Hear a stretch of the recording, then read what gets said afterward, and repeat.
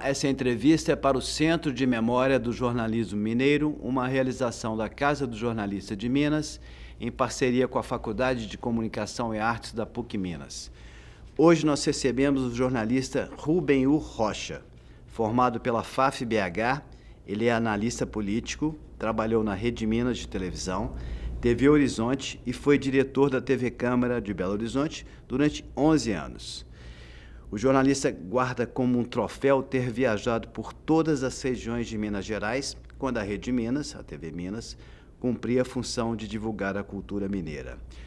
Rubem U. se modernizou e hoje atua pelas mídias digitais, redes sociais, ele mantém canais aí no Facebook, no YouTube, a gente vai falar sobre isso. Rubem, muito obrigado por ter aceitado essa entrevista do Centro de Memória, vai ser um prazer conversar com você.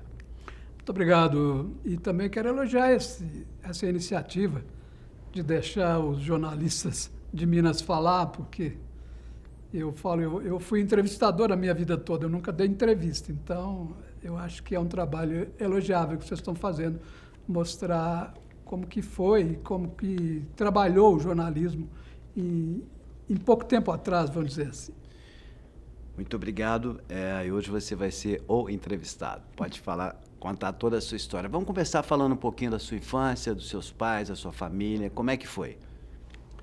Bom, eu sou de uma cidade pequena, Dores do Indaiá, que fica aí no interior de Minas, perto de Luz, Bom Despacho, Baité, nessa lugar aí. E eu guardo com muito carinho uma carteira do meu pai, que meu pai era correspondente do Estado de Minas. Mas correspondente do Estado de Minas aonde? Em Dores do Indaiá. E eu, criança, lia notícia da minha cidade que saía no grande jornal dos mineiros, que era o Estado de Minas. Eventualmente, é claro, né, acontecia um fato, meu pai relatava. Então, eu me considero a segunda geração do jornalismo na família. E a minha filha Lina, que é a presidente do sindicato hoje, seria a terceira geração.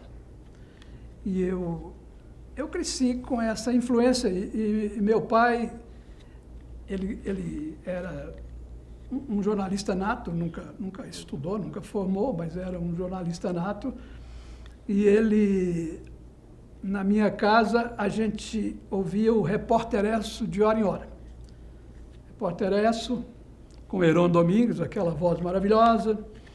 E eu vou dizer assim, no sertão de Minas, a gente sabia o que acontecia no mundo. Rio de Janeiro era a capital do Brasil e tudo o que acontecia, tanto no Brasil como no exterior, a gente sabia e a gente era, incrivelmente, naquele lugar, a gente era bem informado. A gente sabia tudo o que acontecia. E eu fui assim. Minha cidade tinha uma rádio, a Rádio Cultura de Dores do Indaiá, ZYV22, Rádio Cultura de Dores do Indaiá. E meu sonho, um dia eu vou trabalhar ali. Eu estava andando de calça curta numa rua da minha cidade, quando o rádio falou assim, novas notícias no Repórter Esso das 16 horas. Continue bem informado, ouvindo sempre a Rádio Nacional. Eu falei, é isso que eu quero fazer da vida. Eu era um garoto. E o cara está lá no Rio de Janeiro, eu estou ouvindo ele falar aqui. E o dono da rádio, o Josué Chagas, a gente chamava de Josué, ele passava... Meu pai tinha uma padaria no centro da cidade. O Josué passava e eu todo dia falava assim, uma hora eu vou falar com ele que eu quero trabalhar no rádio. Aí um dia eu criei a coragem e falei, Josué, eu tenho muita vontade de trabalhar no rádio. Ele falou assim, eu estou precisando do menino lá no transmissor. Eu falei, mas eu não quero, né? Então, fiquei frustrado com essa ideia de trabalhar no rádio. Na minha cidade, nunca aconteceu. Ele queria te levar para a parte técnica, mas você queria outra coisa. O transmissor ficar fora da cidade, num morro lá, sei lá onde. Não era isso que eu queria. Não queria ser né? Mas depois, quando um ramo da família mudou para uma outra cidade, Lagoa da Prata, que eu tenho muito carinho também por Lagoa da Prata. E um dia, um moço que tinha um bar no centro da cidade começou a vender umas coisas. Rádio, aparelho de televisão, toca-disco. Naquela época tinha toca-fita, tinha VHS, ele começou a vender e tinha um alto-falante, ele falava, anunciava os produtos que ele estava vendendo. Eu cheguei lá e falei, Rodolfo, deixa eu anunciar isso aí para você. Ele falou, pode falar. Peguei, falei. Aí tinha um professor que morava no hotel do lado de frente, ele veio e falou comigo assim, eu vim aqui para ver de quem que é essa voz. Eu falei, professor, desculpe, a voz não é boa. Ele falou, pelo contrário, eu nunca vi alguém falando assim como aqui em Lagoa da Prata. Aí eu animei, falei, de repente. Aí comecei a ser solicitado para falar numa festinha de aniversário, para falar numa exposição agropecuária. Então, a oportunidade que eu não tive na minha terra, né? Diz que Jesus falou que ninguém é profeta da sua própria terra. A oportunidade que eu não tive na minha terra, eu tive em Lagoa da Prata. E comecei a fazer shows, assim, depois um amigo meu que era diretor do clube me chamou e falou, eu quero ser como diretor social do clube. Falei, não vou entrar nesse clube não, porque tem que pagar a luva e eu não vou pagar. Ele falou, não, você não paga a luva, eu estou te convidando para você ser o diretor social. E aí eu fazia baile de debutante, rainha dos estudantes, não sei o quê, é uma época de ouro, né? Que hoje não existe mais. E foi aí que eu comecei a falar e fiz o meu primeiro jornal da minha vida, que era um jornal lá em Lagoa da Prata. Então, a minha arrancada, o meu start, né, para o jornalismo foi feito em Lagoa da Prata. E esse primeiro jornal que você acabou de dizer, era um jornal impresso, um jornal de rádio? Era um jornal impresso, ele era da prefeitura. Então, a prefeitura me dava a liberdade de fazer o jornal, pagava impressão na gráfica. E eu não ganhava nada. Mas, você vê como é que é as coisas. Tinha uma publicidade da CEMIG, de uma empresa que chamava Asa Publicidade. Essa publicidade da CEMIG me remunerava. Ela vinha com um quarto de meia página. E o jornal era periódico, era quinzenal. E ganhou destaque, porque falava das coisas da cidade, das pessoas da cidade e tal. A prefeitura pagava a gráfica e eu era remunerado por essa publicidade da CEMIG. Também depois apareceu lá um colega nosso bem conhecido, que a gente chama ele de o Geraldo Elísio, e eu fazia a parte referente à Lagoa da Prata.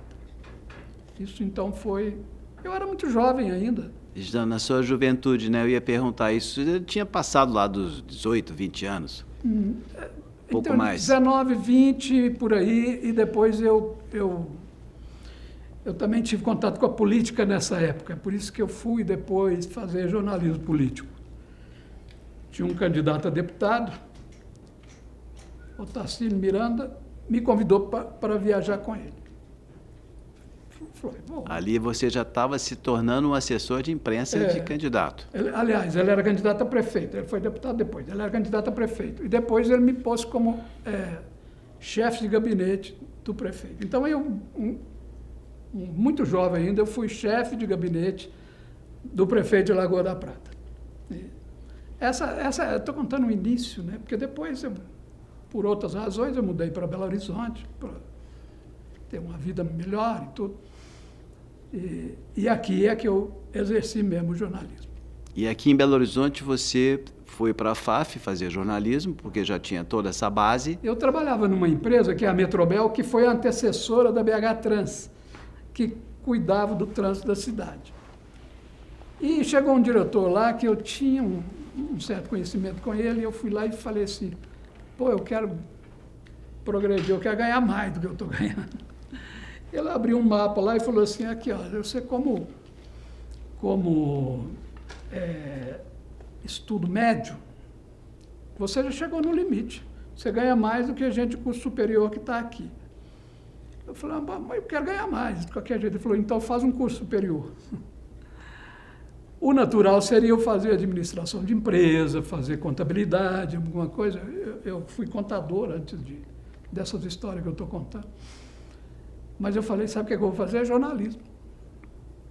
Aí fui na FAF BH, ali na Avenida Antônio Carlos, Eu acho, Luiz Henrique, a minha turma formou em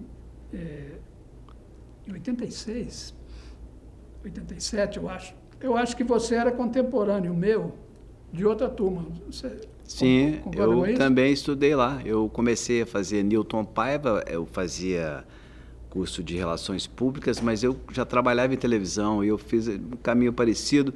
Aí eu fui para a FAF, que tinha o curso de jornalismo. Eu formei em 87. 87. Então a gente foi contemporâneo, sim. Sim. Eu lembro que você participava de um movimento do diretório acadêmico, alguma coisa. Sim, a gente sempre gosta muito disso, né? É. A gente fazia algumas coisas assim. Mas aí você, então, formou, quer dizer, escolheu o jornalismo, porque já tinha essa Escolhi o veia, né? jornalismo. E Desde a rádio lá de Lagoa da Prata, de alto-falante, falou, poxa, eu quero falar na televisão, no rádio. pode ser que alguma pessoa de Lagoa da Prata também assista, né, essa gravação. entrevista. E eu deixei passar um fato que eu queria registrar também, que nós criamos a primeira rádio de Lagoa da Prata. O Samuel era um empresário e eu trabalhava com ele tinha alguns negócios, uma loja e tal, eu trabalhava com ele, e saiu um edital liberando um canal de rádio para Lagoa da Prata. E o Samuel também era muito empreendedor, então nós entramos nesse edital e a primeira rádio que saiu para Lagoa da Prata, eu participei de todo o processo. Não cheguei a trabalhar porque foi exatamente quando eu mudei para Belo Horizonte, então teve isso. A Rede Minas, eu já tinha formado. Foi seu primeiro emprego depois Foi do meu diploma? primeiro emprego. A TV Minas eu tinha formado e eu ficava em casa, falei, tem uma televisão nova em Belo Horizonte, porque o que era? Eram 4 emissoras de televisão na cidade. Aí veio uma quinta, que era a TV Minas. E eu ficava vendo e falei, que pessoa competente, que pessoa bacana. Tinha uma apresentadora muito boa, que era a Roberta Zampetti. Eu falei assim, outra vez eu quero trabalhar aí. Você é uma Mas como, pessoa né? Ô, Rubem, você é uma pessoa decidida, né? Sabe, eu Porque você, desde novinho, eu quero fazer isso, eu quero trabalhar ali. E vai em frente e consegue. Sim, alguma coisa acontece e eu chego lá. E tinha um diretor da TV Minas, que chamava Errol Flynn. E eu tinha um colega que a gente chamava de Célio Vovô. Ele não era vovô, ele era novo, mas tinha uma faixa de cabelo branco, assim, era o apelido dele, Célio Vovô. E o Célio conhecia o diretor. E eu falei com ele, você vai me arrumar uma vaga para eu falar com esse diretor lá. E aí, andando mais rápido, foi através do Célio Vovô também, registrando aqui, viu, Célio? Se você estiver vendo isso aí, não esqueci de você, não. Foi através do Célio Vovô que eu cheguei na TV Minas. O chefe de jornalismo era o Durval Campos Guimarães. Foi ele que fez a entrevista comigo. O diretor Errol Flynn pediu o Durval para me entrevistar, ele fez a entrevista comigo e falou, não, então você pode vir. Aí comecei a trabalhar na Floresta, numa casa que tem na Floresta, que era a TV Minas. E ainda, televisão para mim era uma novidade. Eu sempre quis trabalhar em rádio, gosto muito de rádio, eu tenho uma coleção de rádio na minha casa, o rádio fica ligado, entendeu? Mas nunca trabalhei em rádio. Eu fui direto para a televisão. E aí você começou na Rede Minas já na reportagem, porque você já tinha um passado, né? Você já tinha uma história de entrevistar pessoas, de falar no rádio, e você já decidiu, não, quero fazer reportagem de rua, ou aceitou o que foi oferecido? Eu comecei à noite, eu trabalhava até 10 horas da noite, e quem chefiava a redação nessa época era o nosso colega, Fernando Miranda. E tinha 2 pessoas na mesma situação, eu e o Rashid Vonner. Abraço, Rashid.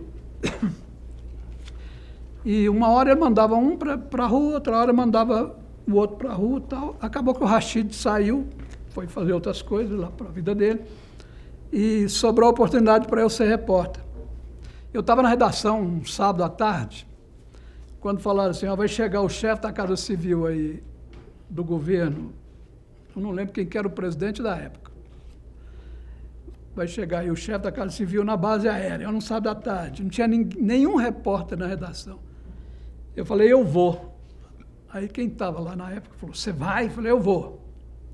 Então vai. Televisão também é assim, né, gente? Você tem que resolver o problema, resolve na hora, você não pode perder. Cheguei lá, era Couto, né? Esqueci também o nome. O nome eu esqueço, viu, gente? Tem isso também. E peguei ele descendo do avião, fiz uma pequena entrevista com ele dentro do carro, assim, a matéria foi ao ar. Aí ganhei um pontinho ali e tal. Começaram a investir em mim, porque também não é assim também. Esse cara está aí, manda ele para a rua. Não é assim, não. Você testa, faz uma matéria, faz outra. Ó, não faz passagem, não. Passagem é quando o repórter aparece falando, né? Depois te deixa fazer uma passagem para ver como é que é. E acabou dando certo. E eu fui repórter. Chegou uma época que a nossa chefe de redação saiu, que era a Ana Brant, e o Hamilton me chamou, Hamilton Gualberto me chamou. Estou querendo pôr você no lugar da Ana. Eu falei, mas eu vou poder continuar fazendo matéria? Claro que não. Eu falei, então não dá, eu quero é rua. Não quero ser chefe, não, eu quero é rua. Não quero ser chefia, não, porque quando a pessoa começa a se destacar nas redações, eles já acabam virando chefe. Eu falei, não, eu quero ser repórter de rua. Isso. Você já tomou essa decisão lá atrás. E você contou uma coisa interessante, né, Rubem? Quando a pessoa começa, ela começa aos poucos, né? E vai cada dia subindo um degrau, fazendo uma matéria um pouco melhor, entrevistando pessoas, você vai pegando aquela experiência de rua. Agora, uma coisa que chama atenção na sua carreira é que você sempre optou por ser repórter, né? Sim. A maior parte da sua carreira é na reportagem de rua. Eu sou repórter. Eu tive uma outra passagem depois que eu fui, durante uns 11 anos, eu fui diretor da TV Câmara aqui em Belo Horizonte. Mas foi por circunstância, também já estava numa fase em que eu estava...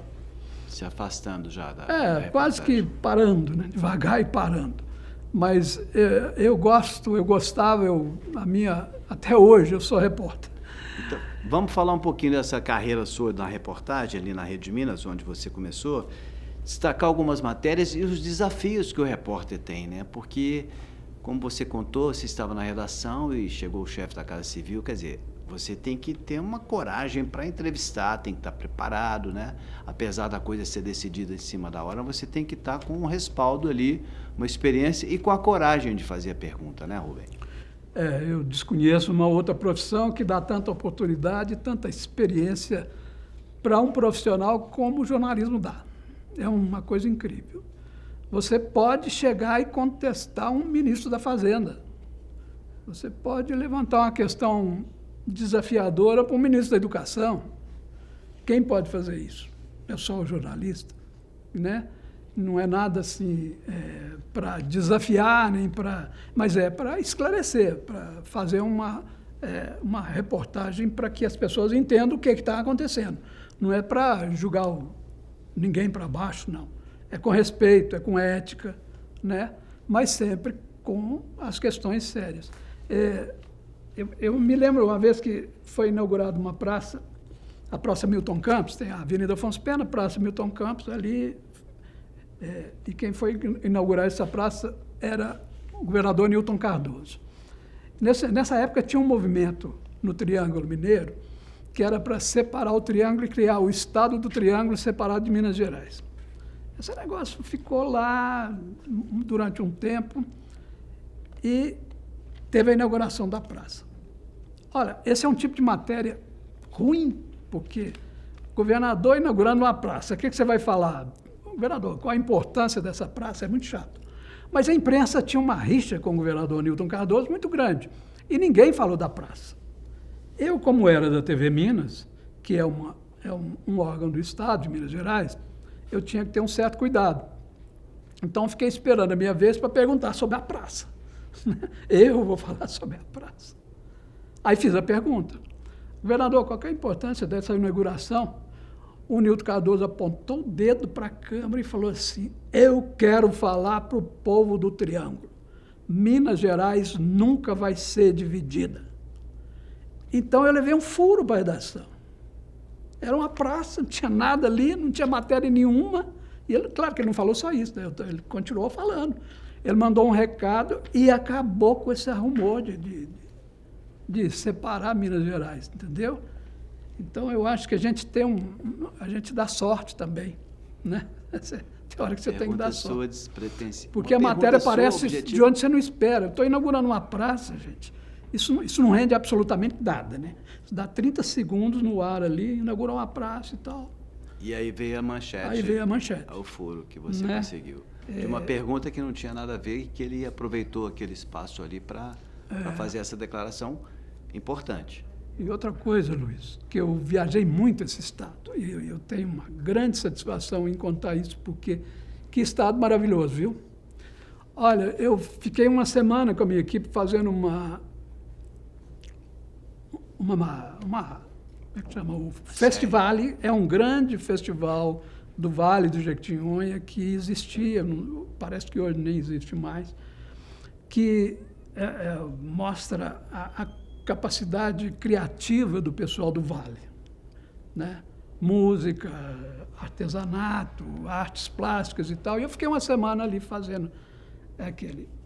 E eu descobri que aquela região, Minas Novas, Capelinha, aquela região ali do Alto Jequitinhonha, tem a maior floresta individual do planeta, a maior floresta de eucalipto do planeta.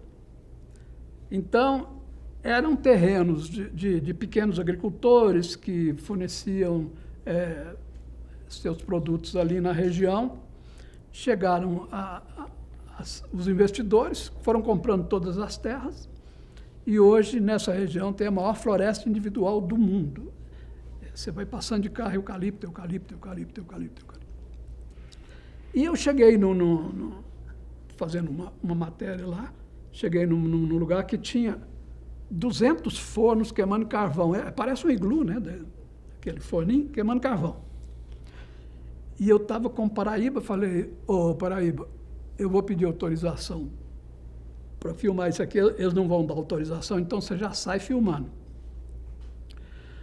Aí fui lá no escritório e falei, eu estou querendo fazer uma matéria aqui para mostrar essa produção de carvão aqui e tal. O cara pegou o telefone, ligou e falou assim, o senhor não foi autorizado a fazer, não. Ah, não? Ok, muito obrigado. Então, tchau, fui embora. Paraíba, vamos embora. O Paraíba já estava com o material todo gravado. Então, mas jornalismo faz isso. Aconteceu também. Tinha os Jogos do Interior de Minas, GIME, e nós ficamos também um período em Itabira fazendo os Jogos do Interior de Minas. E eu estava com o Arnaldo Vogel. Aí, no meio de um jogo de voleibol, uma moça deu um grito muito feio e caiu no chão. E o Arnaldo pegou a câmera e foi em cima e me filmou e tal. Aí veio um cara apavorado e falou comigo, seu cinegrafista descobriu uma regra, ele não pode entrar na quadra filmando do jeito que ele fez. Eu falei, eu vou te falar uma coisa, se eu não descumprir regra, você não vê jornal à noite, não. Porque o que a gente faz é descumprir regra, moço. Quebrar regras. Porque as regras são feitas para não mostrar nada, né? Então, e aí, são essa é uma missão do repórter, o Rubem, quebrar regras, ir aonde as pessoas não podem ir, Sim. Por aí? Sim, você não pode descumprir leis, né? Você não pode quebrar regra, uma regrinha que te impede de mostrar o que está acontecendo. As regras são feitas, muitas vezes, para as pessoas não saberem o que está acontecendo ali. Agora, existe a lei. Lei é outra coisa. Lei é uma barreira que você não ultrapassa em hipótese nenhuma, né? Claro. Eu queria contar uma outra historinha aqui, que é sobre essa dívida de Minas Gerais. A dívida de Minas Gerais é um assunto que vem permeando o Estado há várias décadas, né? Eu posso dizer assim, eu estava lá. O assessor de imprensa do governo de Minas era o nosso colega Flávio Pena. E eu liguei para o Flávio e falei assim, Fábio, Flávio Pena, Flávio, eles vão assinar esse acordo da dívida com o governo federal e eu quero ir. Eu desisto disso, não tem a menor chance de ir e tal. Eu quero ir, estou te falando. E fiquei em cima do Flávio e tal, e o Flávio falou, estou mexendo, aquele negócio. Chegou no dia da viagem, ele falou, vai para a base aérea, fica lá às 7 horas da manhã que eu te coloco no avião. Para fazer a matéria com o cinegrafista. Eu e o cinegrafista, o Marcinho. Aí,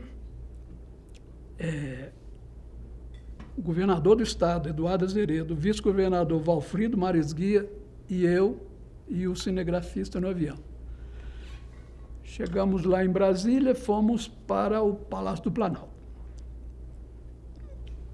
Ficamos esperando lá na mesa. Quando abriu a porta, entra o ministro da Fazenda, Pedro Malan, o chefe, o secretário-geral do Ministério, Pedro Parente. Como dizia Tancredo, você faz uma reunião quando está tudo resolvido, né? O papel estava em cima da mesa, era só assinar. Então, eu posso dizer que eu estava lá quando foi assinado essa maldita dívida de Minas Gerais, né? Que está aí causando problema até hoje. Foi um bom negócio na época? Foi. Mas é tanto juro, tanta. Eu não quero também. Eu quero contar a história que eu fiz, não é. E você foi no avião com o governador do estado de Minas Gerais? Você ao lado do governador? Eu, o governador, o Valfrido. Eu me lembro que nessa época o Dom Serafim tinha sido ungido cardeal. E ia ser recebido pelo Papa, ia ser ungido, né? Eu lembro do Valfrido falar com o governador, Eduardo Azeredo. Se você quiser ir, prestigiar o Dom Serafim, o avião está aí, você pode ir e tal. Quer dizer, o avião é do governo do Estado, né? Esse tipo de conversa, assim, muito, muito íntima, muito pessoal, assim, que a gente, às vezes, acontece de participar, né? Muito próximo, né? Você, como repórter, às vezes nem precisava da intermediação do veículo de comunicação que você atuava, porque você tinha um contato direto com o governador, vice-governador, e conseguia essa carona no avião ou no transporte aéreo, né? Na realidade, eu tinha visto a Flávio Pena, porque o governador não falava com ele, né? Mas o Flávio me proporcionou isso.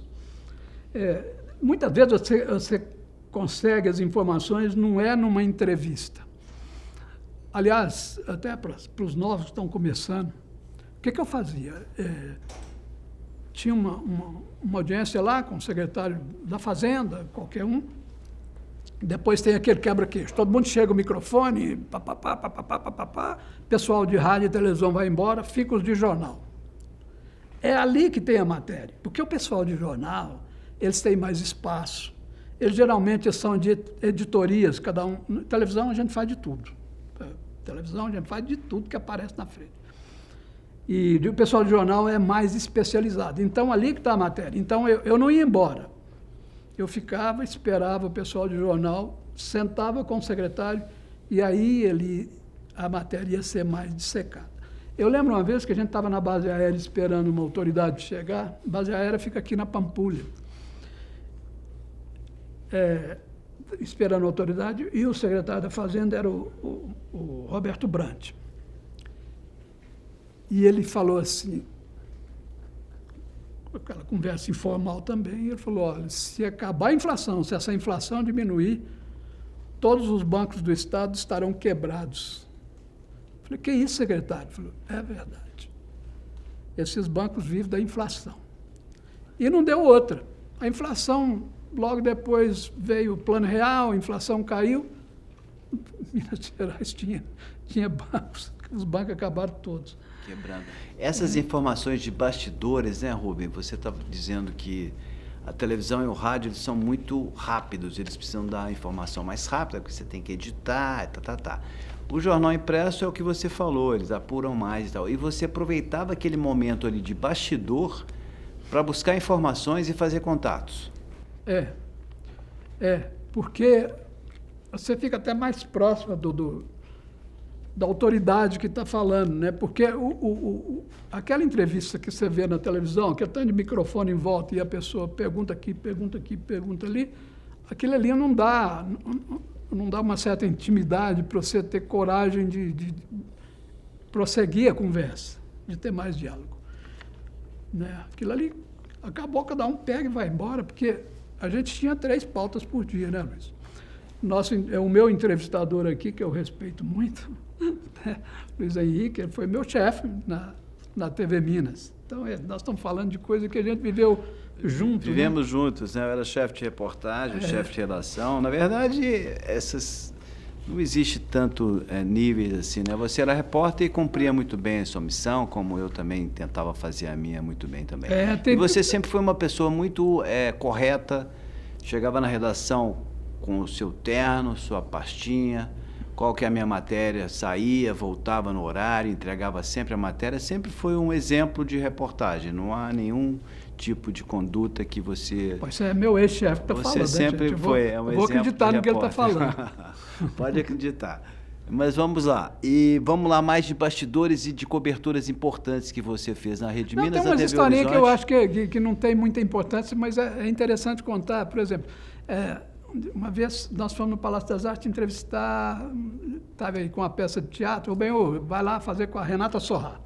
É uma artista conhecida, né? E chega lá, mesmo de sempre, chega, entrevista, como é que vai ser a peça é assim, vai embora.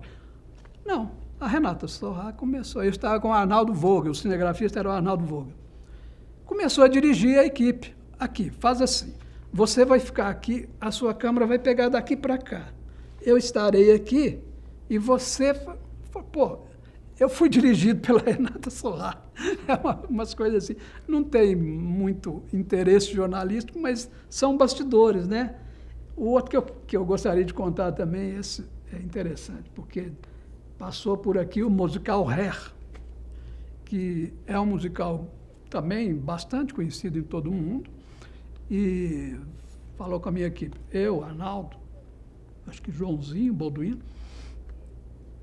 Pessoal, vamos explicar um pouquinho, já que você citou essa equipe maior, vamos citar um pouquinho.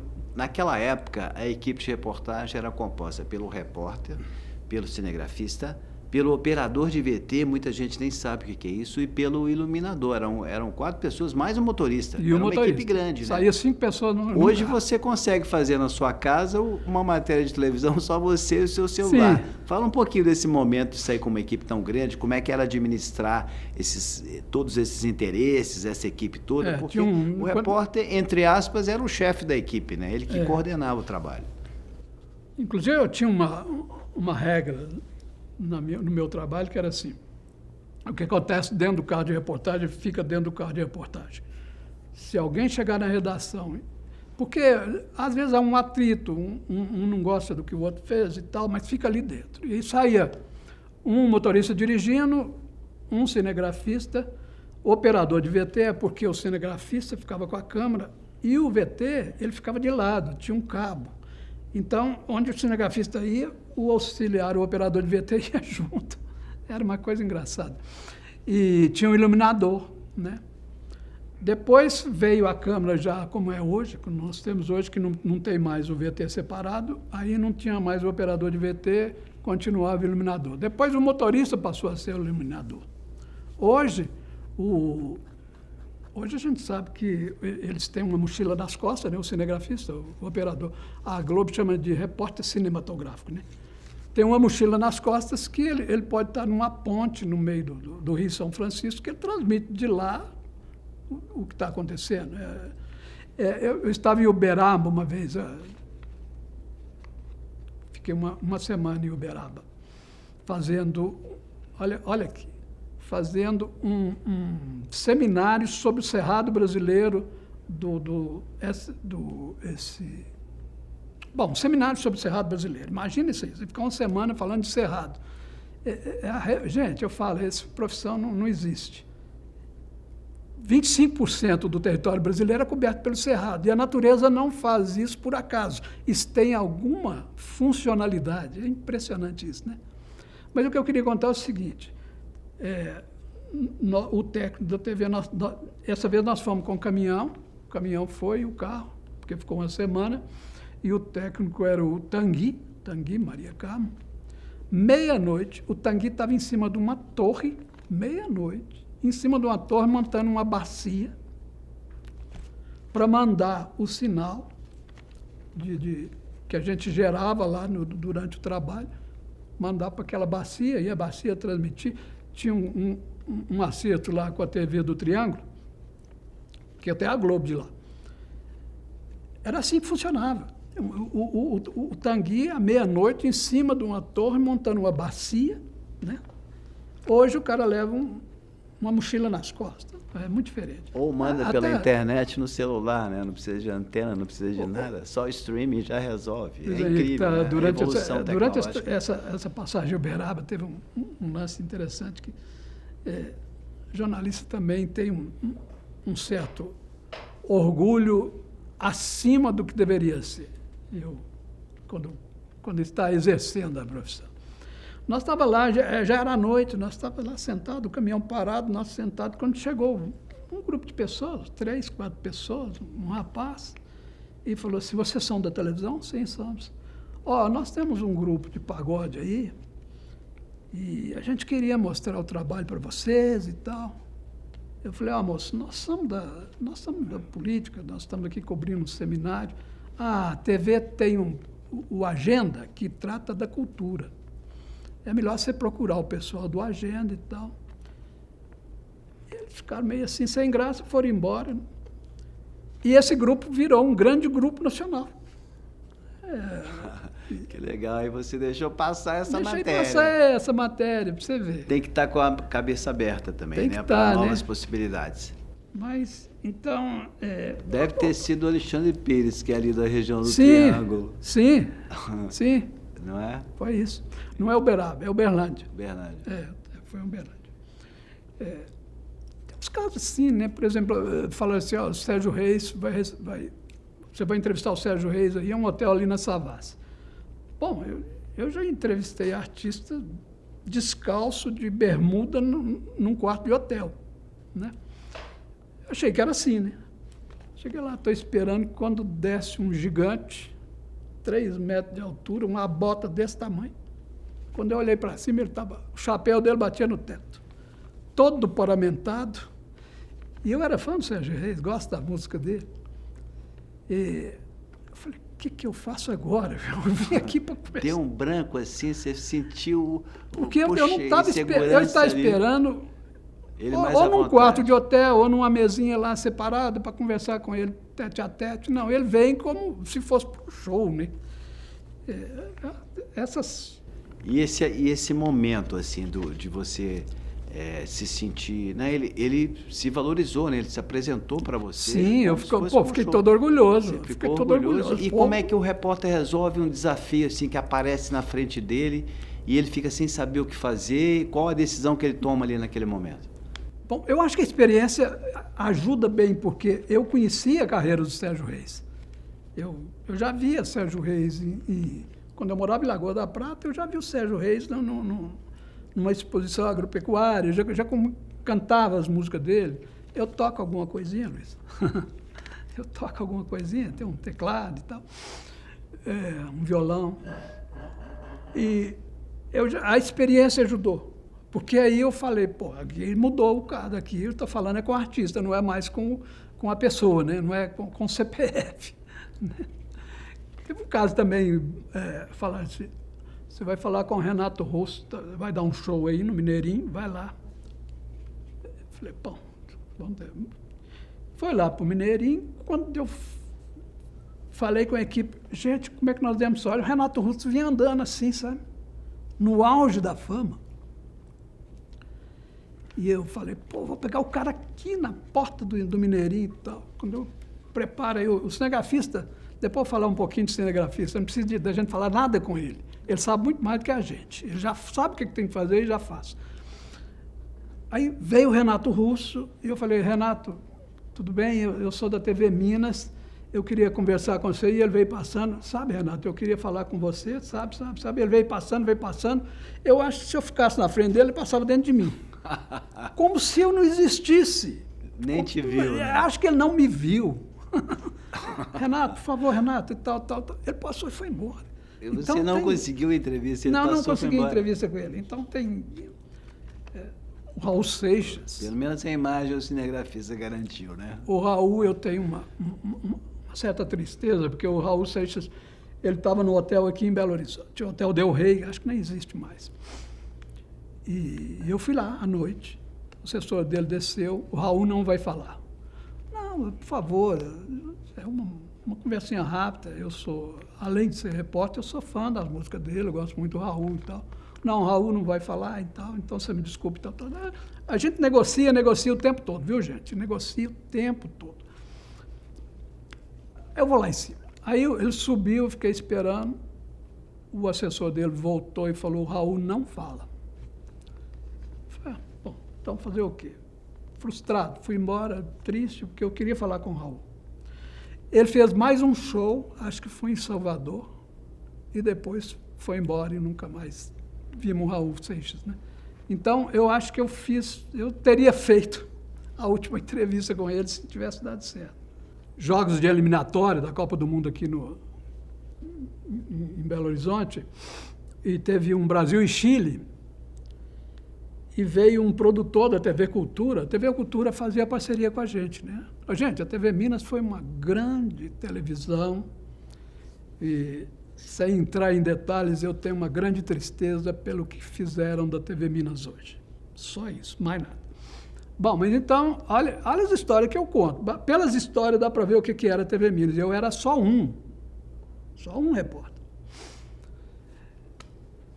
Aí veio um produtor da TV Cultura e falou assim, eu quero que você fale com Juarez Soares, da Band, com não sei quem, da Cultura, com não sei quem, Pô, como é que eu vou falar com todo mundo? Depois do jogo, você consegue falar com todo mundo. E com Pelé. Eu falei, Pelé? Tá doido, você tá louco. Mas, desafio, né, Luiz? Desafio. Sim. Aí fomos para lá, Brasil e Chile, a nossa cabine era aqui, a da Globo era aqui, estava lá o Galvão Bueno narrando, Pelé com... né? Aí fizemos uma cobertura nossa do jogo, a Globo transmitida ao vivo, né, aquela Brasil e Chile. Quando terminou o jogo, eles fizeram o comentário, eu vi o Pelé comentando, depois fiz assim com o microfone para ele. Ele falou, vem. Aí eu fui lá, falar com o Pelé. Falei com o meu cinegrafista, danado do Paraíba. Outro dia eu cobrei isso dele. Falei, peraí, eu quero essa imagem aberta. Eu e o Pelé. Não é que o Paraíba fechou no Pelé? Era a imagem da época, né? Era a imagem da época. Você fechava no cara. Falei, mas eu quero eu e o Pelé. Então eu perdi essa. Eu entrevistei o Pelé no Mineirão, mas também fiz com o Juarez Soares, fiz com todos eles que ele pediu. Consegui falar com todo mundo que o produtor da Cultura pediu. Que bacana, você conseguiu entrevistas importantes nessa cobertura do jogo. Só que o cinegrafista não enquadrou você no plano, mas o Pelé estava lá. O Pelé estava lá e eu falei com ele. E Renato Gaúcho jogava no Atlético, e o Atlético era na Vila Olímpica, e era uma outra época, né? A gente entrava no campo e conversava com os jogadores e tal. E nessa época a revista Veja estava fazendo uma matéria falando de jogadores que sonegavam imposto de renda. A Veja sempre polêmica, né? E tinha uma repórter da Veja querendo falar com o Renato Gaúcho. E o Renato, chutando umas pedrinhas no chão, falava assim, não, com o seu eu não falo, com a sua revista eu não falo. E eu do lado, com o seu eu não falo. Mas, Renato, eu preciso da matéria, não sei o quê, a menina insistindo. Aí eu falei assim, Renato, eu sou da TV Minas. Ele virou de costa para ela e falou comigo. Diz que o Renato Gaúcho é marrento, né? Então, ele fez questão de virar de costa para minha colega da Veja e falou comigo para a TV Minas. Eu falei, eu não vou te perguntar sobre imposto de renda, pode ficar tranquilo. Não era a minha idade. Ele estava correndo da entrevista com a Veja. Uma vez eu estou na Toca da Raposa, aqui na Pampulha, quando de repente o treinador do time era o Enio Andrade. E o Enio Andrade dando uns gritos lá. Ah! Aí o Joãozinho falou comigo, ô Rubens, ele está gritando, é com você. Eu falei, comigo? Por quê? Você pisou na linha. Eu pisei, eu atravessei a linha do gramado. Quase entrou no campo. O Enio Andrade veio furioso e falou assim, eu não entro na sua sala, não mexo nas suas gavetas, eu não abro o seu armário, então você não veio fazer isso aqui também, não. Era uma época que você entrava no armário dele, né? Hoje você não faz isso mais.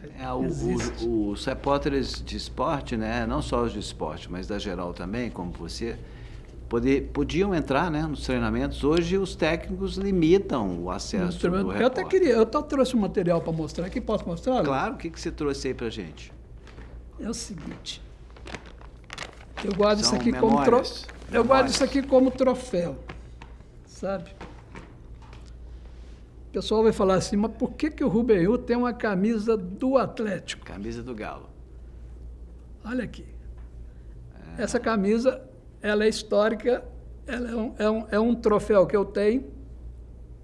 Não vou vestir, não vou sair para a rua com ela, pode ficar tranquilo, viu, meus camaradas Deveria cruzeirenses. vestir no jogo do Galo. Essa camisa é o seguinte, eu entro para fazer a minha matéria.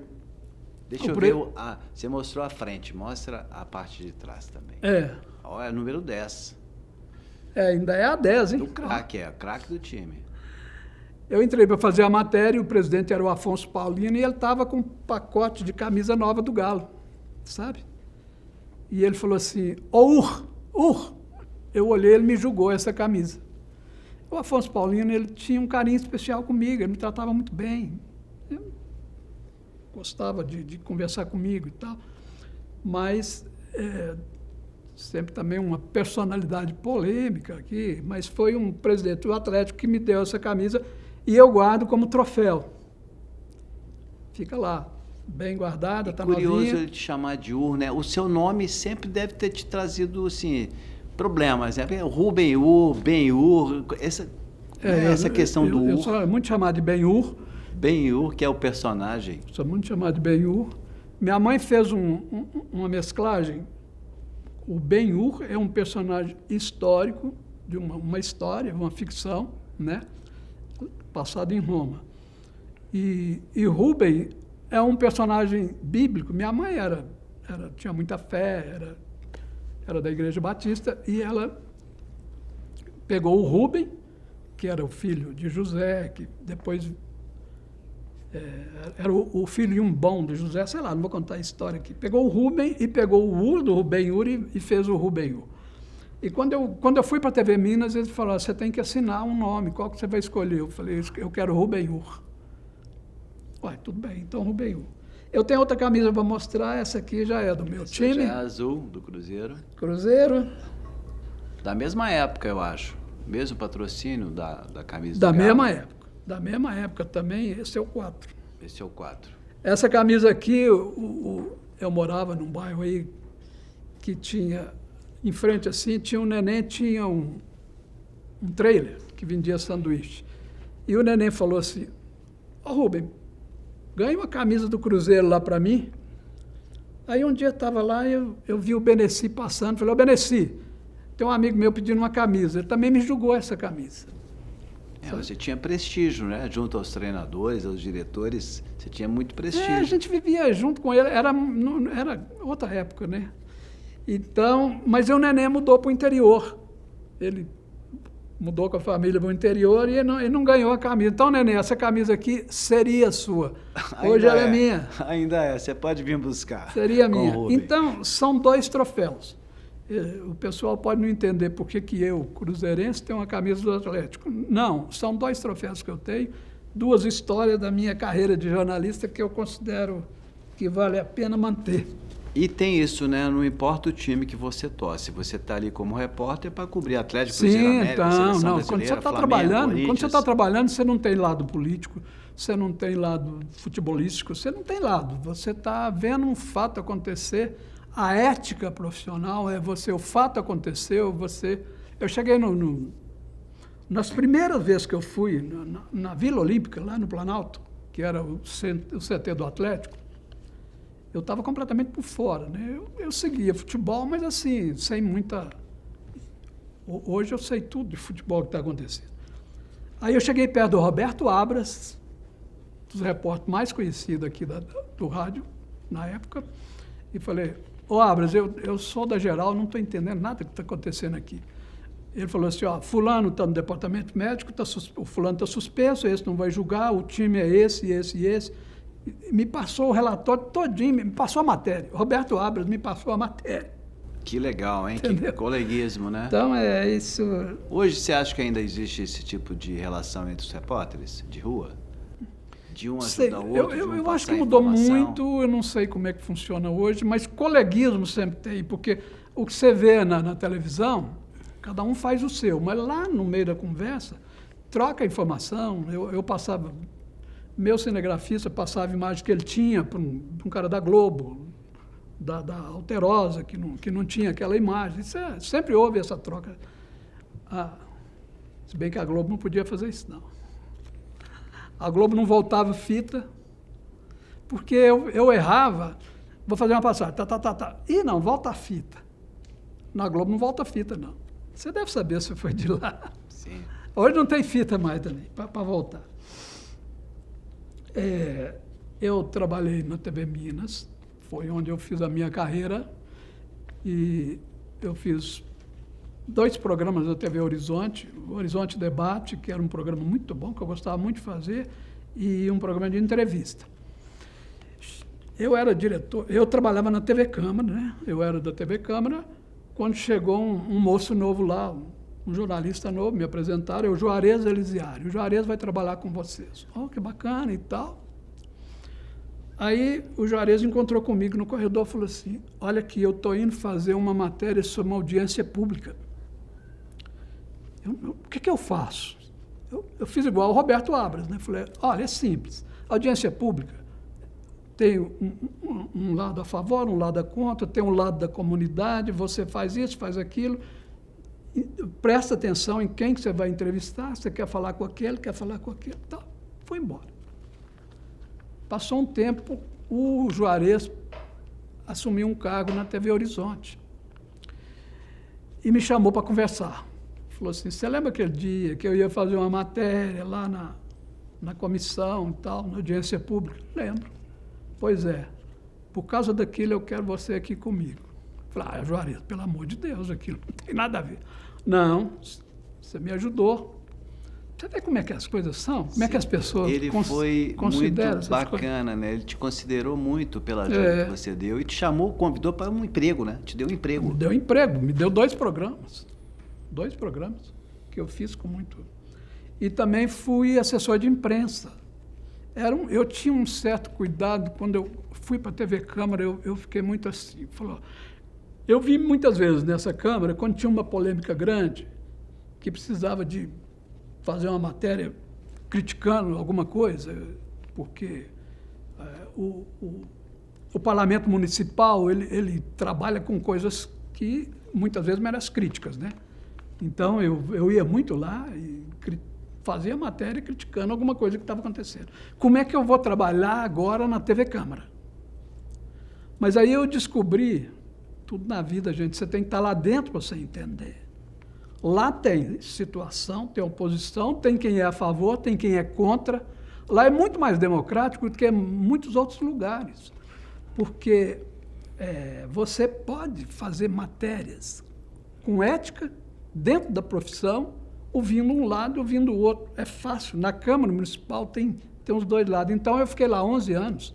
Foi um trabalho que eu me orgulho de ter feito. E... Coberturas marcantes que você teve no seu trajeto profissional na Rede Minas. Você já citou várias matérias que você participou, personalidades que cruzaram. Agora, coberturas marcantes que você traz na sua memória, que te marcaram? Tem, assim, todos esses fatos que eu relatei aqui são coisas que me marcaram, até porque eu pus aqui no relato. Mas o que marcou mesmo foi a viagem. Eu viajei esse estado, que eu acho que é um estado maravilhoso, porque você tem o Vale de Jequitinhonha, que tem um sotaque quase baiano, você tem o Triângulo Mineiro, que tem um jeito de falar o R completamente deles lá. Você tem o sul de Minas, eu fiz uma matéria em Alterosa, no sul de Minas, uma cidade pequena, mas tem uma produção de produtos de lã, né, muito grande.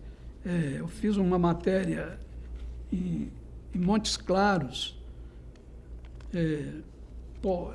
Rodei esse estado demais. E essas matérias me deram um conhecimento geral de várias, porque cada matéria dessa... Tinha um programa que a gente chama, que era Minas Rural, que é parecido com aquele Globo Rural, que eu descobri que tem árvores aqui em Minas Gerais, aqui perto de Juiz de Fora, que hibernam no verão. Aí ela acha que é inverno e hiberna. Então você tem que ter um cuidado. O produtor rural tem que ter um cuidado especial, porque aquela planta, aquela árvore, ela vai entrar em hibernação com sol a 40 graus. É um negócio interessantíssimo, né? São experiências que eu tive.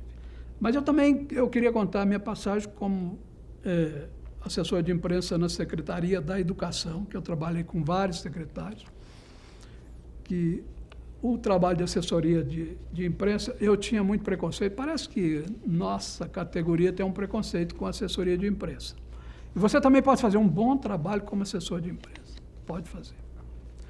Eu me lembro de um fato que eu não vou citar o nome do secretário adjunto para preservar ele, porque ele não fez nada de errado, mas eu prefiro. Me chamou no gabinete dele, o secretário adjunto, e falou assim: "Ô Rubem, vazou um concurso aí na imprensa oficial. Então, as pessoas... Acontece que vazou esse concurso aí e tal. E nós não vamos contar para ninguém, não é para dizer uma palavra sobre isso." Eu falei: "Olha, eu vou te contar uma coisa. Assim como você está sabendo, outras pessoas vão saber. Nós não somos donos da notícia, não. Mas eu estou dizendo a você que não é para falar nada."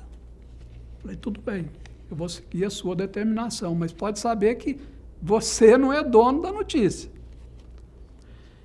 Eu desci a escada, passou 5 minutos, chegou a Mônica Miranda, da Rádio Itatiaia, e falou: "Eu quero saber tudo."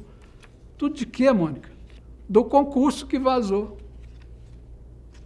Eu liguei para ele: "Márcio, a Mônica Miranda está aqui querendo saber do concurso." Então, ninguém é dono da notícia, Luiz. Não adianta você... Eu fico pensando hoje, hein? Isso não estou contando de tempos passados aí. Hoje, com o celular na mão, gravando tudo, filmando tudo, né? E aí cabe ao assessor de imprensa ter esse papel de alertar, né, ao chefe e tal, para se preparar para uma notícia dessa, como nós vamos agir. Não é? Então, eu fiz uma carreira onde eu acho que eu exerci várias etapas dessa carreira, sempre como repórter.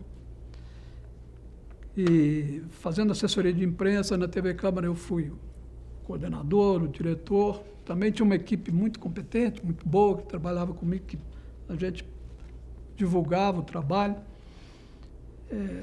O jornalismo possibilita isso, né, de você exercer várias atividades dentro da profissão, né? Você foi repórter, foi gestor de equipe, foi assessor de imprensa, então, assim, migrou pelas várias possibilidades que a carreira oferece. Eu estava em Brasília, por exemplo, por um motivo corriqueiro, que era uma matéria de interesse local aqui de Minas. E aí fui lá para a assessoria de imprensa do Palácio do Planalto.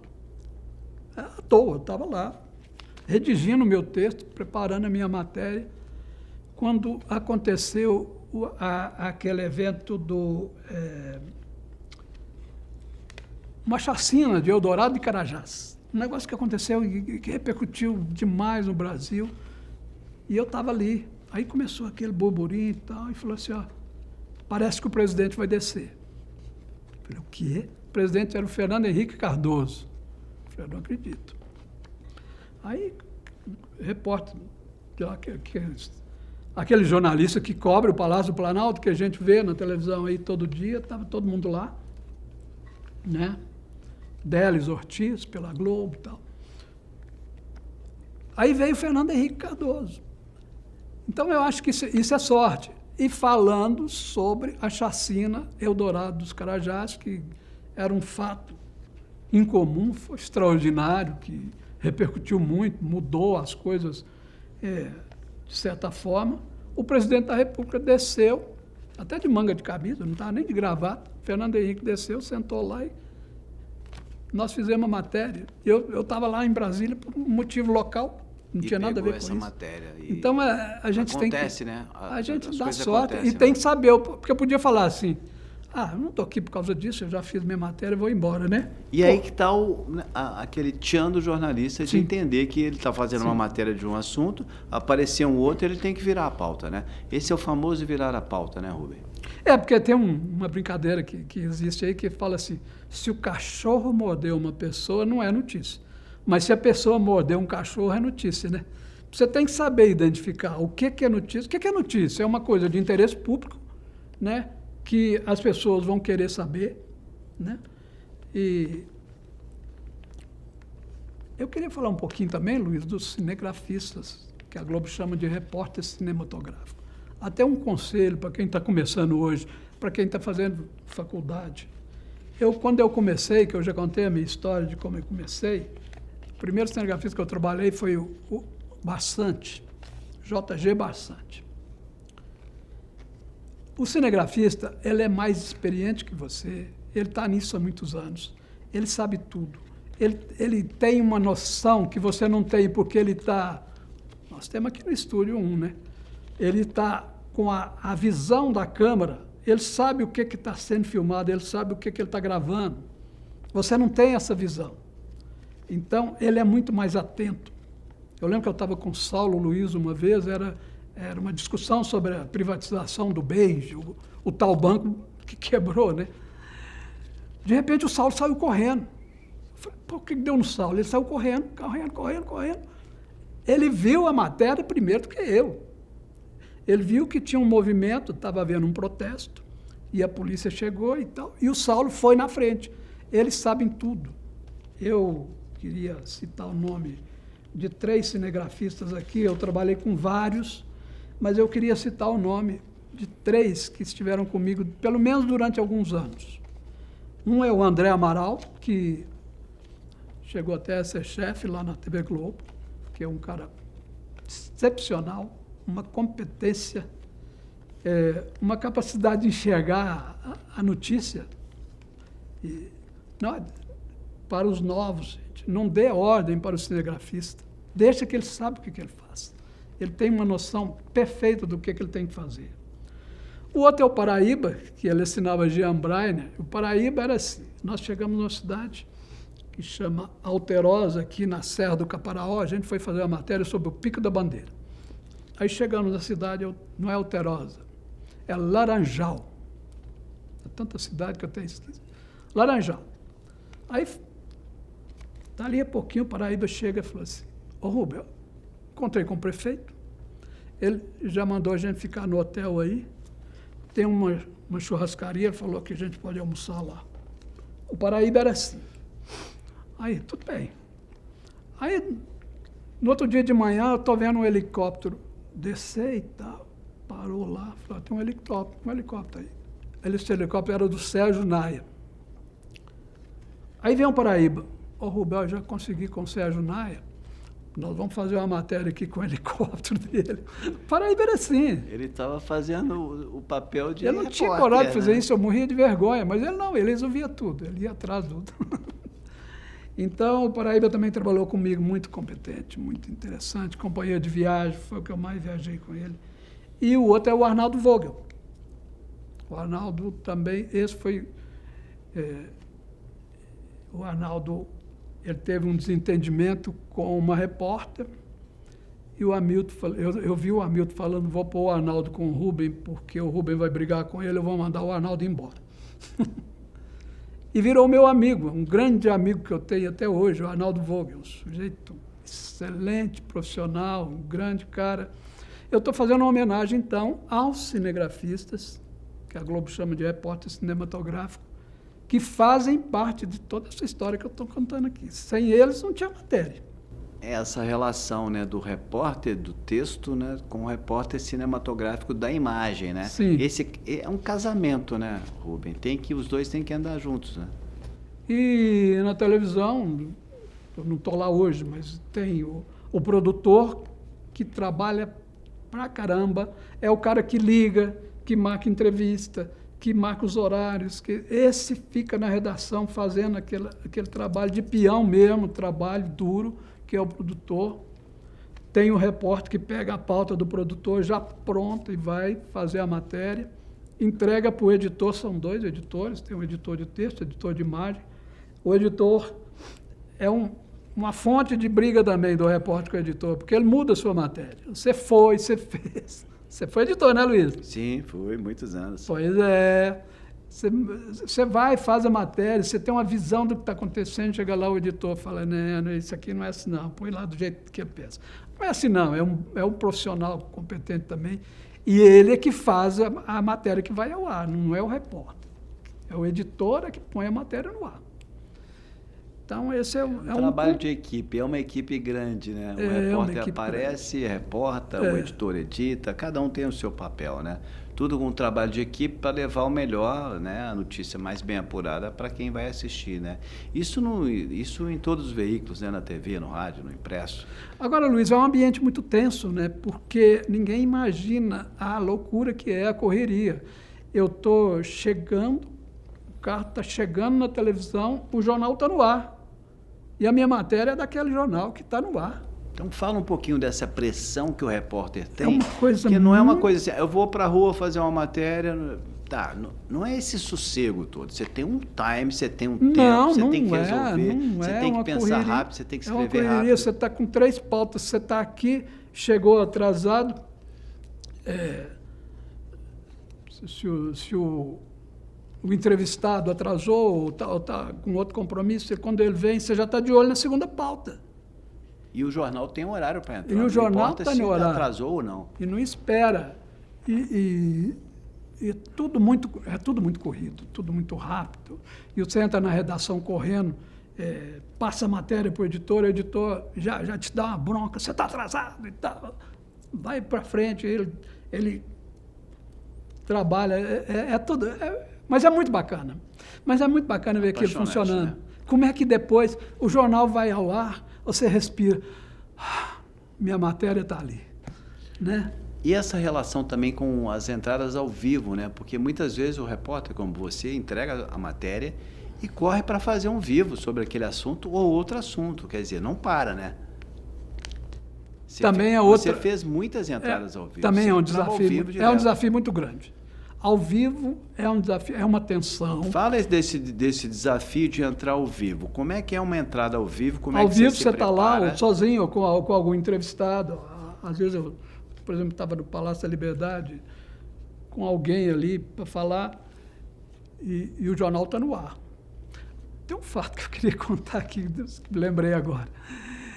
O Itamar Franco foi eleito governador do estado, fez uma reunião para mostrar, para passar uma lista do secretariado dele, para comunicar à população quem que ia trabalhar com ele no governo. E eu estava lá, e tinha uma entrada ao vivo, Luiz. E eu estou lá esperando, e você fica com... Quem dá o sinal do vai para você é o cinegrafista, porque ele que tem o contato. Então, estou lá. Atenção, vai te chamar, atenção, vai. E você começa, o governador Itamar Franco, reeleito, tal. De repente, o Itamar para e fica olhando para mim. O governador... Você estava ao vivo? O governador parou a palestra e ficou olhando para mim, com cara de tédio, né? Aí eu terminei, ele falou assim, eu não quero atrapalhar o senhor não, viu? Gente, mas eu fiquei todo sem graça. Você tinha acabado de fazer um vivo e ele percebeu. Porque nessa hora... Desculpa. Porque nessa hora você também dá uma entonação que você... Dá para perceber na televisão. Quando o repórter entra, que está vendo alguma coisa no auditório, ele muda a entonação, ele fala mais baixo. Ele não está ali para ser o personagem daqui, pelo contrário. Ele não quer perturbar quem está do lado, né? E foi o que eu fiz. Mas o Itamar viu, parou e ficou me olhando. Então, fazer ao vivo é um desafio. Você tem que estar com o texto bem na cabeça para você não errar. E tem que dominar o assunto muito bem. E você encerra o vivo a hora que você quer também. Falou, Se eu continuar aqui, eu vou tropeçar, então muito obrigado a todos e tal, tchau, bora. Rubem, agora vamos falar um pouquinho da sua relação com a Casa do Jornalista e com o Sindicato de Jornalistas Profissionais de Minas Gerais. Como é que você vê nessa passagem toda sua, nessa trajetória bacana, rica, como é que foi a sua relação com a Casa do Jornalista e com o sindicato e qual que é a importância dessas duas entidades para os profissionais do jornalismo? O Sindicato de Jornalistas, ele não é um sindicato que todo mundo conhece como sindicato dos metalúrgicos, sindicato dos dentistas, aquela entidade que trabalha para resolver problemas da categoria. O nosso sindicato sempre foi a nossa casa. O nosso sindicato sempre foi um ponto de encontro. O nosso sindicato sempre foi um lugar onde a gente vai numa festinha, toma uma cerveja. Tem uma coisa que o jornalista gosta muito, que é, depois do expediente, depois que acabou tudo, tomar uma cervejinha. Então, o nosso sindicato ele é um ponto de reunião nossa. É onde eu vejo os colegas, é onde... Então, as grandes lutas que o sindicato empreendeu ao longo dos anos, e eu sou dessa época, né? Participei, a luta contra a ditadura, encarar assim, barras muito pesadas, que o sindicato passou por isso, e aí são os nossos colegas do passado, né, que passaram por isso. Eu acho que o nosso sindicato, ele não é só uma entidade para defender os interesses da categoria, e faz isso muito bem também. E ele tem a Casa do Jornalista, que é um ramo cultural do sindicato. Por exemplo, essa produção que vocês estão fazendo aqui é da Casa do Jornalista.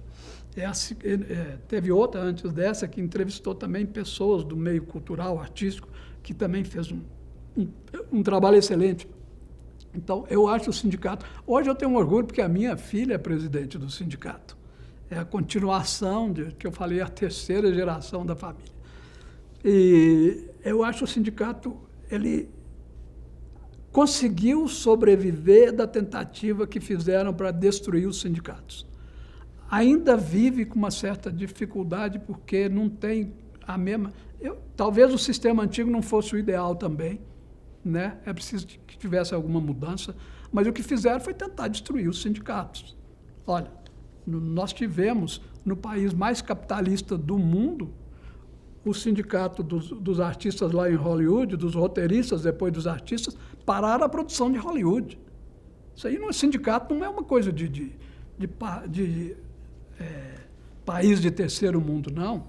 É uma entidade que existe para falar, bom, agora chegou, agora basta. Vamos parar aqui e vamos conversar. Assim é o sindicato. E o nosso tem, além desse trabalho, tem essa parte esse ramo da Casa do Jornalista, que eu acho fenomenal. Olha, tivemos lá outro dia uma palestra de Fernando Moraes, né? Debates que a gente faz lá, lançamento de livro, o jornalista lança muito livro, então nós fazemos lançamento de livro lá e a gente comparece, participa, é muito bom, eu acho excelente e você é hoje, atualmente, uma das pessoas que faz isso aí funcionar muito bem. O Rubem, quando a sua filha, você citou a Alina Rocha, sua filha, quando ela chegou para você e falou, pai, eu vou me candidatar à presidência do Sindicato Jornalista. Qual foi a sua resposta para ela? A Alina já vinha fazendo um trabalho voluntário, assim, sem ter ligação com o sindicato, no setor de trabalho dela, porque ela trabalha na Rádio Inconfidência, empresa mineira de comunicação, tem a Rádio Inconfidência e TV Minas. E nos últimos anos, eu não vou aprofundar nesse tipo de assunto, mas nos últimos anos aconteceram fatos muito negativos lá nessas duas instituições.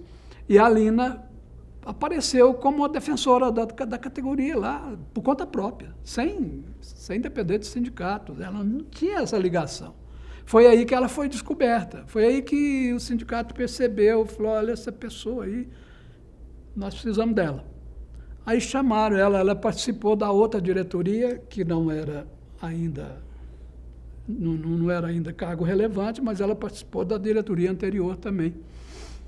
E depois a Alessandra, que foi a presidente anterior, Alessandra Mello, trouxe a Lina também para participar mais ativamente, né, do sindicato.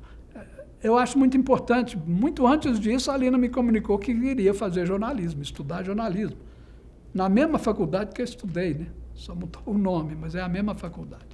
Você migrou muito bem para as mídias digitais, tanto que você tem um canal no Facebook, que você faz comentários políticos com o seu celular, então você conseguiu se adaptar muito bem às novas tecnologias. Sim, quando eu decidi parar, a gente para, mas não para, né? Falei, o que eu vou fazer? Aí, por brincadeira, eu comecei a escrever sobre jornalismo, a fazer jornalismo no Facebook. É uma mídia que não é a mais, né, mais divulgada, mais intensa, depois vieram outros e tal. E isso foi na época da presidente Dilma Rousseff, foi em 2014, 15, 16, por aí. Aí, sem intenção nenhuma. Mas comecei a escrever e um texto. A televisão tem essa vantagem, porque a televisão ela obriga a gente a ser conciso, a ter um formato de escrita menor, mais rápido, que se adaptou bem à internet. Então, a televisão me ajudou nisso, né? Se eu escrevo para jornal, eu tenho que fazer um texto e alongar ele, preencher aquele espaço. Televisão você tem que ser curtinho, porque uma matéria tem 1 minuto e meio com off, passagem, entrevista. Então, o texto tem que ser conciso. Deu certo na internet. E começou, e eu falei, bom, vou fazer, se alguém lê, se não lê, para mim não faz diferença, eu não estou querendo ganhar nada, eu estou querendo aqui fazer meu trabalho. E fui brincando com aquilo, e foi crescendo, cheguei a um ponto em que hoje eu tenho muita responsabilidade com o que eu faço. A plataforma me dá um retorno em torno de 300 e poucos mil visualizações a cada 28 dias, isso dá mais de 10 mil por dia, vamos dizer assim. Então, é uma coisa muito inexplicável esse universo, né? Quando você fala para tanta gente assim. E política, isso é política, que não é um assunto, né? Uma fofoca na internet rende muito mais, dá milhões, né? E sobre política, você ter uma audiência dessa, dá muita responsabilidade. E as pessoas que me ajudam a fazer esse trabalho são aquelas que mais constantemente estão ali comentando, né? E eu sempre alerto, gente, tem muita gente vendo o que a gente faz, vão ter, né? Você tem uma equipe com você? Não é equipe comigo, não é equipe, é o feedback, são as mensagens que você recebe? Você faz uma matéria, posta lá, aí vem os comentários. Os comentários. Tanto comentário. E as pessoas que comentam sabem que estão comentando numa página séria e que ali não é... De vez em quando aparece algum engraçadinho, você tem que, né, ter... Como é que é o seu canal no Facebook? É Rubem Ur? É Rubem Ur. Rubem Ur, o Ur é com U mesmo, a letra U Rubem mais com B-M de Maria, Rubem, U-R. Rubem Ur. Só isso. 300 mil seguidores é mais que uma audiência. Não é mais seguidores, de um né? Não é seguidores, é 3 visualizações. Visualizações. Mas isso, se você fosse para um Ibope de TV, você teria alguns pontos de audiência numa televisão com esse número. O interessante é que eles me dão, por exemplo, eu coloco um vídeo lá. Esse vídeo tem, vamos dizer, 28% de seguidores e 70 e tantos por cento de não seguidores. A internet é imprevisível, né? Ela vai para todo o país. Então, eu já visitei um amigo meu no Recife, que eu não conhecia, que é já visitei uma amiga minha em Fortaleza. Que você conheceu conheci pelo Facebook. Eu quero visitar a Marisa lá no Paraná, que eu também não conheço, nunca vi. Então, e virou sua fã, sua seguidora. Eu chamo que é colaboradores, pessoas que estão sempre ali na página comentando. E como é que você se prepara para fazer o comentário? Tem uma rotina, tem um tempo semanal, quinzenal? Como é que você se prepara? Eu tenho um dom, um talento natural para escrever. Inclusive, eu acho as matérias. Cuidado, Rubem. Matéria de jornal está muito ruim. Está muito ruim. Eu não sei quem anda escrevendo para jornal. E eu tenho fontes, o jornal O Globo, Folha de São Paulo, Estadão, O Tempo, a mídia tradicional. E tenho também o Brasil 247, o GGN, o Brasil 360, a Revista Fórum, que são os canais alternativos. Aqueles jornalistas antigos que fizeram a Veja, que fizeram Isto É, que fizeram os grandes jornais do passado, eles estão todos na mídia alternativa hoje. Fizeram mais ou menos o que eu fiz. Pessoas já... Por exemplo, Luiz Nassif é um grande jornalista, tem o canal dele, o GGN. São minhas fontes. Então, eu vejo aconteceu... Acabou de acontecer aqui, eu leio ali, pego aquilo que está ali, uma matéria desse tamanho, enxugo ela e jogo ali. Eu tenho um talento natural para transformar isso numa notícia. E aí você pega esse fato, faz a sua análise, consultando todas essas fontes. Depois que você fez isso, você filtra e coloca o seu texto, a sua opinião, a sua visão sobre aquele fato. Sim, sim. E aí grava no celular e publica. Mas sempre assim, meu comentário. Publica, grava no seu celular, na sua casa e publica ali. E é quinzenal, semanal? Eu acabei montando, que se chama hoje de home office. Eu tenho um pequeno estúdio de gravação em casa. Tem aquele braço de microfone tradicional da internet. Eu tenho um microfone especial para isso. Eu faço um certo mise-en-scène ali também. Tem iluminação, tem tudo. Eu gravo. Tudo sozinho? Que eu aprendi na televisão. Na TV Câmara, eu via o editor de imagem trabalhando, o Bruno, e fiquei pensando, como é que ele faz isso? Porque eu nunca fui editor de imagem. Isso é um trabalho técnico, né? E eu nunca preocupei com isso. Mas como eu era o diretor, eu fiquei olhando o Bruno trabalhar, e cortava a imagem, punha uma entrevista, não sei o quê, como é que ele faz isso? Aí eu olhei o programa que ele usava, chamava Premiere. Falei, eu sou diretor, eu não vou pedir o menino para me ensinar. Comprei um livro do programa Premiere. Estudei, aí baixei o programa e comecei a aprender a editar na minha casa. Aí você virou editor, virou repórter, virou tudo. Sou repórter, sou produtor, sou repórter, sou editor. Ótimo. Você depois podia fazer, inclusive, um comentário com esses bastidores e colocar lá para a gente poder ver como você faz. Enfim, eu te perguntei sobre periodicidade. Tem uma quinzenal ou você espera o assunto, aquilo bateu, você vai e faz o seu comentário? De manhã eu levanto, pego os principais fatos do dia, faço uma, duas, três matérias. Aí vou acompanhando, aconteceu uma coisa, eu volto lá, é o dia todo. É o dia todo, enchendo aquele espaço.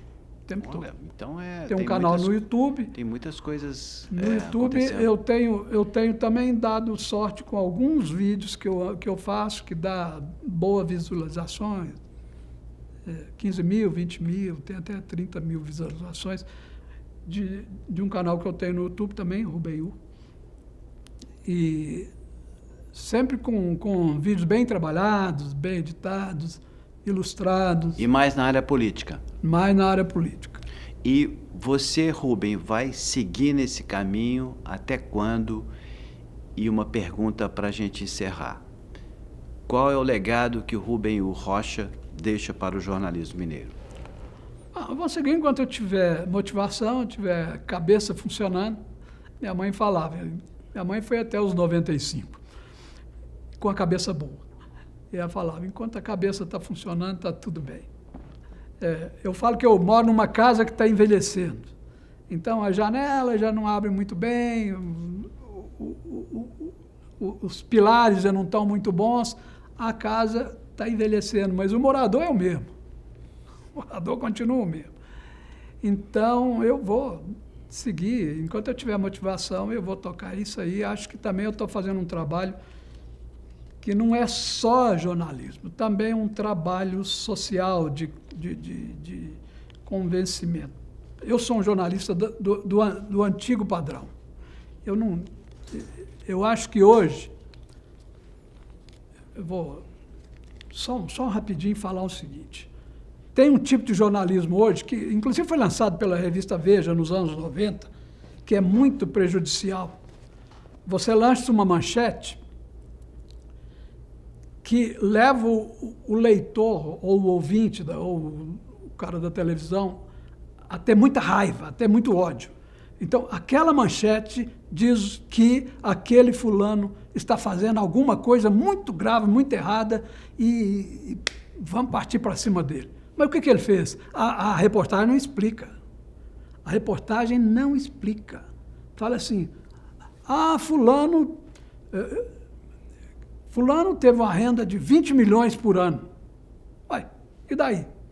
Isso é bom, isso é ruim? Uma vez perguntaram ao ministro da Fazenda, Delfim Neto, uma repórter falou com ele assim, mas ministro, o Brasil tem uma dívida de 120 bilhões.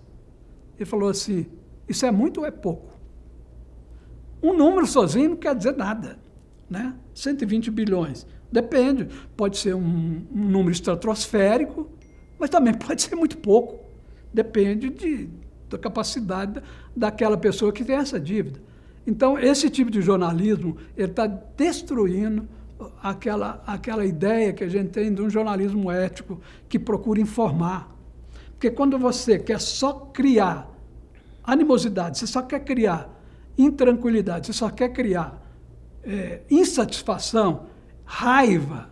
Hoje o jornalismo é muito raivoso, sabe, Luiz? Você lê uma manchete no jornal, você fala, mas que cara, como é que ele teve coragem de fazer isso? Você vai ler a matéria, não tem explicação. Só tem a manchete. Tudo bem, ele fez isso, mas ele podia fazer? Não, não podia. Ele cometeu um crime aqui, outro crime aqui, ele está aqui a prova. Tudo bem. Ou, não, ele fez isso, mas ele podia fazer? Podia, tranquilamente. Ele tem laço para isso, ele tem capacidade para isso. É um tipo de jornalismo, e quem começou isso foi a Veja, e quem fala muito bem sobre isso é o Luiz Nassif, que era da Veja na época. Então é isso, o legado? O legado é ter esse grande cartel de coisas acumuladas, de lembranças, de atividades, de pessoas boas, pessoas más, de colegas de trabalho excelentes que me ajudaram a fazer. E eu não quero parar. Vou parar quando der. Ótimo. Rubenhur Rocha, muito obrigado por essa entrevista, que faz parte do Centro de Memória do Jornalismo Mineiro, uma realização da Casa do Jornalista de Minas Gerais, com o apoio da Faculdade de Comunicação e Artes da PUC Minas. Eu agradeço a todos.